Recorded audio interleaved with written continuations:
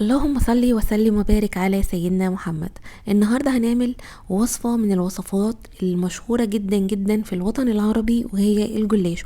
في ناس بتحبه سادة وفي ناس بتحبه محشي.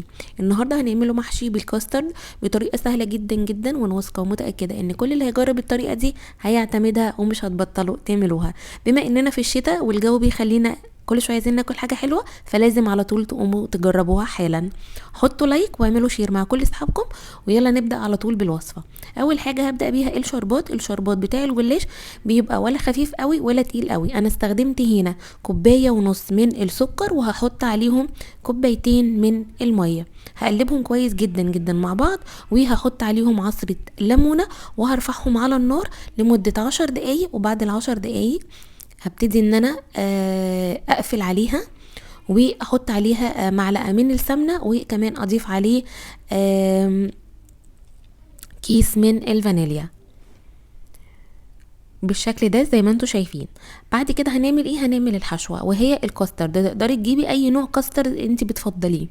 معايا هنا اهوت 1.5 معلقة من الكاسترد، هضيف عليه نص كيلو من الحليب.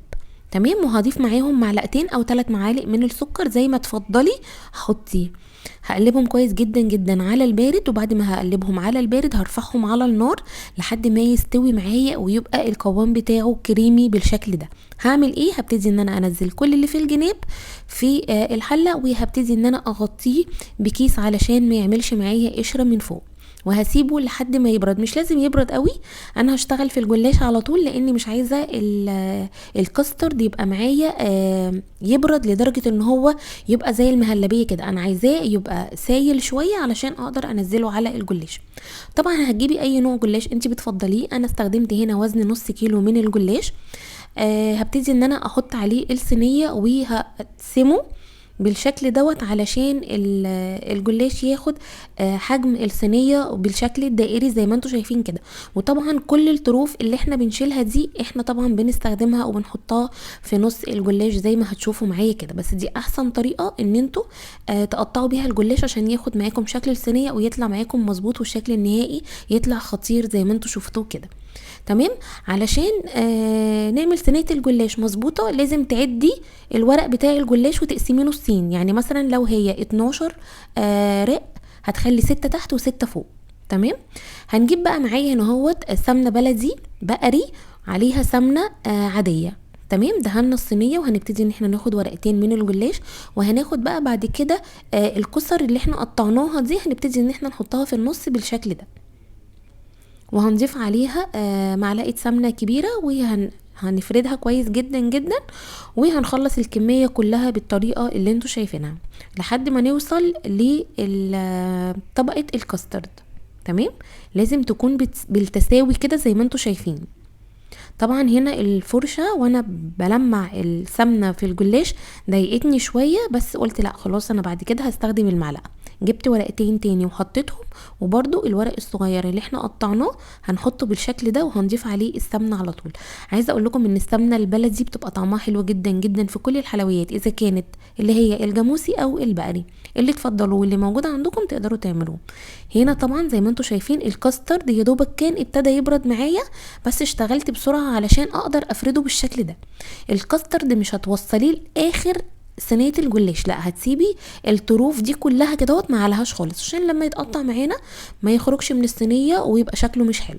هتسويه بالشكل ده، وهبتدي ان انا احط عليه كمان الجلاش. انا سبته بقى لحد ما برد حوالي 5 دقايق، وعمل القشره اللي انا بقول لكم عليها ديت. ابتديت ان انا احط ايدي عليه، لقيت ايديا ما فيهاش اي كاسترد خالص. بعد كده حطيت بقى ايه الجلاش زي ما انتوا شايفينه كده. تمام.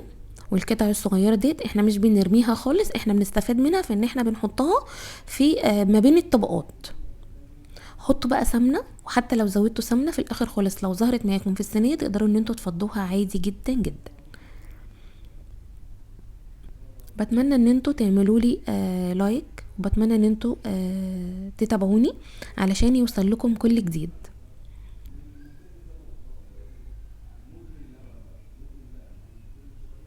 خلصت بقى الكمية كلها بالشكل ده، وابتديت بقى ان انا اخد السمنة وافردها على الجلاش كده من فوق، وهبتدي ان انا اخد سمنة وانزل في الجوانب، علشان اول حاجة معانا بتستوي هي الجناب بتاعت الجلاش.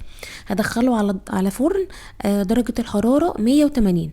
بس قبل طبعا ما هدخله انا هبتدي ان انا اقطعه بشويش خالص على قد ما تقدري. اهم حاجة السكينة بتاعتك تكون السن بتاعها رفيع وتكون حامية معاكي علشان يتقطع معاكي بكل سهولة. ممكن تقطعيه مربعات وممكن تقطعيه مثلثات زي ما انا مقطعاه كده بالشكل ده.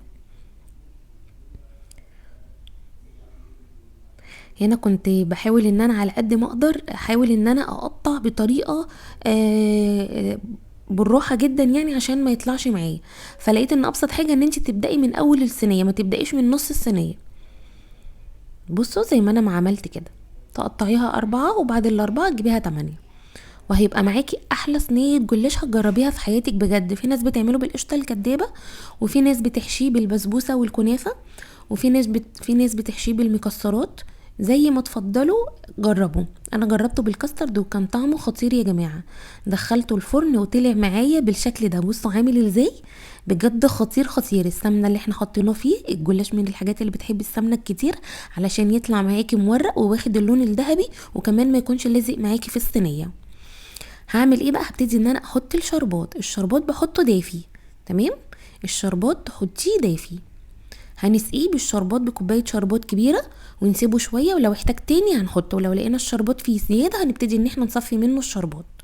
ولما يهدى ويبرد خالص هنبتدي ان احنا نطلعه من الصينيه. بصوا عمال اقول لكم الصينيه سخنه جدا فمش هعرف ان انا امسكه. هنا بقى بصوا بعد ما برد، عايزه اقول لكم خطير يا جماعه. يستاهل اللايك ولا ما يستاهلش؟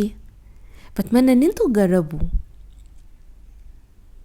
في ناس عامله مشروع من البيت وبتعمل الجلاش وبتحطه في اطباق فويل وبتقدمه في السوبر ماركت والناس بتشتري منه عادي جدا.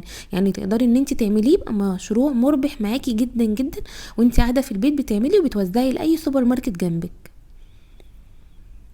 بصوا الطبقه عامله ازاي، خطير. بصوا الطبقات ممكن تكون مش واضحه لكم قوي، بس هو بجد جميل قوي. بصوا قطعوا بقى واعملوا لكم جنبيه كوبايه نسكافيه، اعملوا شاي بلبن، اي حاجه من المشروبات الغازيه. بجد بيبقى جميل، بيسد معانا بقى في الشتاء، اللي هو انت كل شويه حاسه ان انت عايزه تاكلي حاجه حلوه، فانت هتاخدي لك قطعه كده بألف هنا وشفا على قلبك. وينفع معاكي بقى في العزومات، في اعياد الميلاد، في اي وقت تقدري ان انت تعمليه. بجد خطير. بس كده وبكده الفيديو بتاعي النهارده يكون خلص. بتمنى ان هو يعجبكم وينور رضاكم. ما تنسوش تتابعوني وما تنسوش تحطوا لي لايك وتعملوا شير مع كل اصحابكم وحبايبكم، واشوفكم تاني بفيديو جديد. باي باي. هسيبكم بقى مع الجمال اللي انتوا شايفينه ده، وهوريكم كده مشهد صغير وانا بقطعه وبدوق منه. باي باي يا حبايب قلبي، باي باي.